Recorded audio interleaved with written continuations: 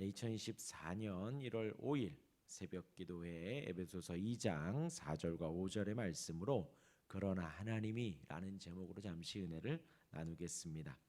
어제의 말씀은 우리의 예전의 모습, 우리가 기억해야 하는 모습을 말씀드렸습니다.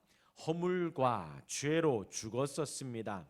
세상 풍조를 따랐었고 세상 유행, 세상의 것들을 따라 살아왔었습니다. 그러한 모습, 세상을 쫓게 되면 하나님을 쫓을 수 없게 됩니다. 세상을 향하여 보게 되면 하나님을 등질 수밖에는 없습니다.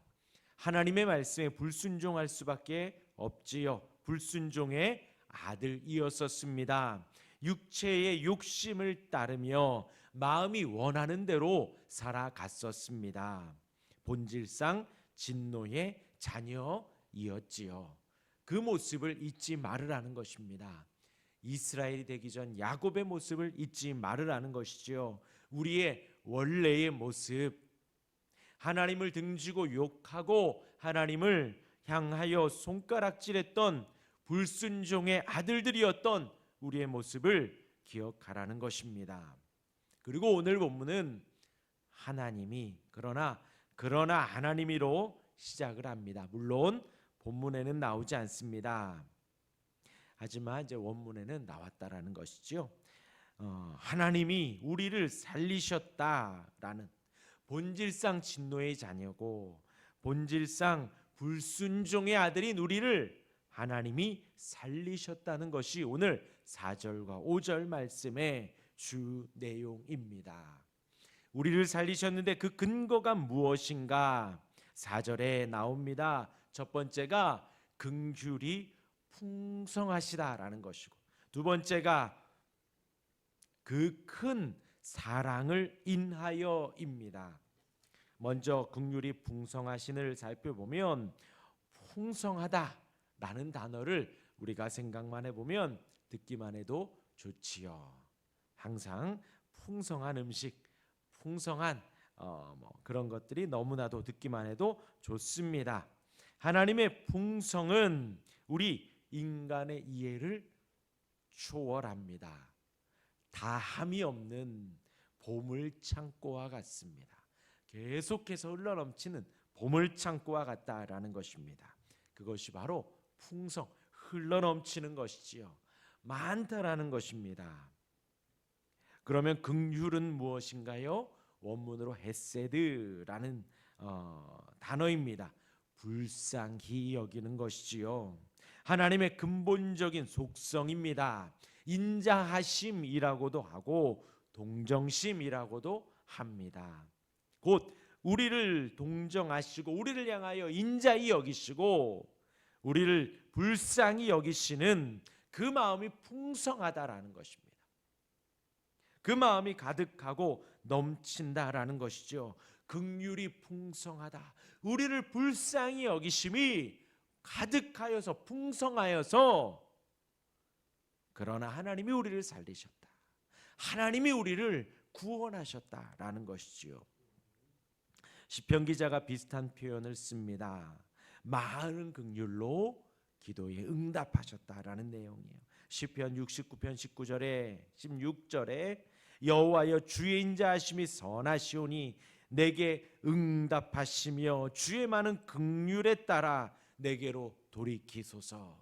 그 많은 긍휼로 나로 돌이키시고 나에게 응답해 달라고 간절히 호소하는 내용이지요. 또한 많은 긍휼로 죄를 용서해 달라고도 합니다.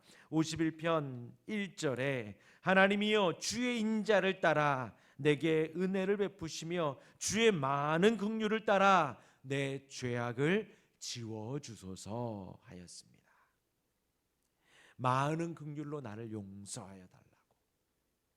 혹 살다가 보면 주님이 기도의 응답을 안 해주시는 것 같은, 혹은 내 죄가 너무나도 많은데 주님이 용서해 주시지 않는 것 같은 그러한 느낌이 들 때에 그 많은 긍휼을 의지하여 간구한다는 거예요. 많은 긍휼을 의지하오니 주여 응답하여 주시고 내게로 돌이켜 주옵소서. 많은 긍휼을 의지하니 내 죄악을 용서해 주옵소서 하고 그 많은 긍휼을 의지합니다. 그 풍성한 긍휼로 인하여 우리를 살리신 거예요. 그 풍성한 긍휼로 우리를 구원하신 것입니다. 얼마나 감사한지요.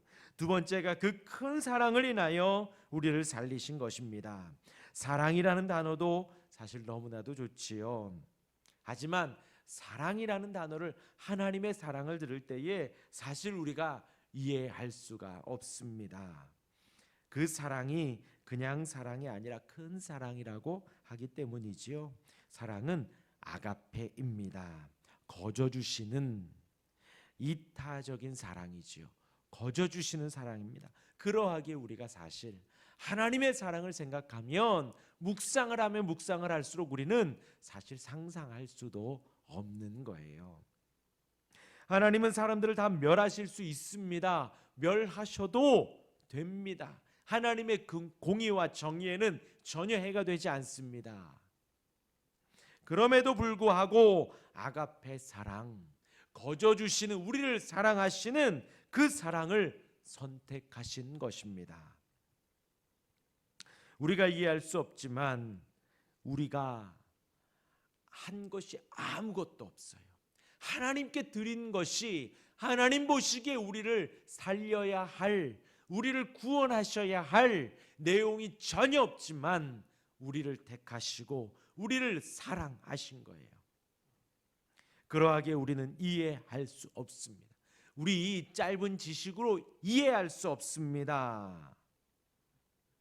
하나님의 아가페 사랑이다, 큰 사랑이다 라고 하면 우리는 그 앞에 무릎을 꿇을 수밖에 없습니다. 겸손하게 아멘 할 수밖에 없어요. 흐르는 눈물과 이해할 수 없지만 주님을 아멘 할 수밖에 없어요. 하나님이 그렇게 우리를 살리신 것입니다.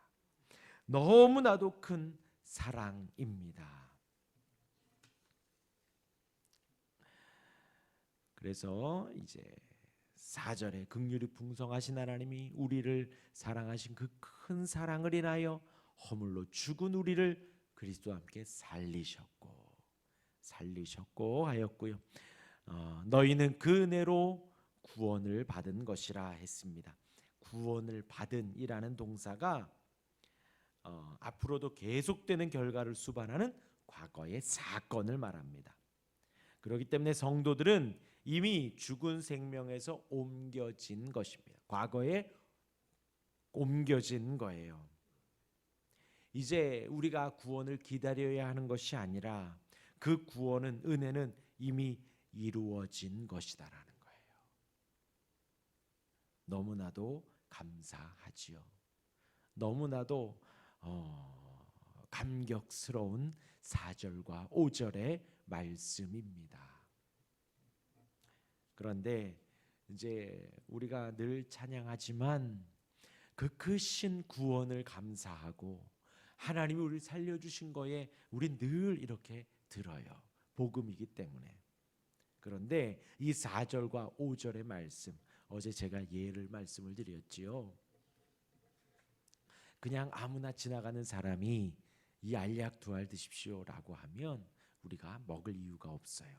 그러나 우리의 상태와 우리의 현재 모습과 진단을 정확하게 하고 이 약이 어떠한 우리에게 효과가 있다라는 것, 그것을 우리가 신뢰할 만한 사람이 이야기를 해준다면 우리는 덥석 받아 먹을 것입니다. 우리 4절과 5절에 우리가 받은 은혜가 이렇게 큰데 4절과 5절만 읽으면 감흥이 그렇게 크게 있을 수는 없을 수 있어요. 그러나 어제 말씀드린 대로 우리의 원래의 모습을 기억하면요, 우리는 본질상 진노의 자녀였습니다. 세상 풍조를 쫓았었어요. 그 큰 사랑을 쫓은 것이 아니라, 풍성한 긍휼을 쫓은 것이 아니라 세상의 풍조를 쫓고 공중의 권세 잡은 자를 따르고 육체의 욕심과 마음에 원하는 것을 따르며 살아왔던 그러한 우리의 모습이었습니다. 그러나 하나님이 풍성한 긍휼과 아가페 사랑으로, 거저 주시는 사랑으로 그렇게 허물로 죽은 우리를 살리셨다는 거예요. 우리는 살 수 없고 하나님을 향할 수도 없고 하나님을 쫓을 수도 없고 순종할 수도 없는 그러한 우리를 회복하시고 온전케 하시고 소생시키시고 인도하셨다라는 것입니다. 우리는 평생 이 은혜를 기억하여야 하는 거예요. 우리는 평생 이것을 찬양하고 높이고 전하며 살아야 한다는 것입니다. 그것까지요. 주님의 풍성한 긍휼과 크신 사랑만이 아니라 그 풍성한 긍휼과 크신 사랑이 죽었던, 허물로 죽었던 우리를 살리셨다라는 그 하나님을 알아가고 찬양하고 높이고 전하며 살아가는 우리가 되기를 주님의 이름으로 축원합니다. 아멘. 기도하겠습니다.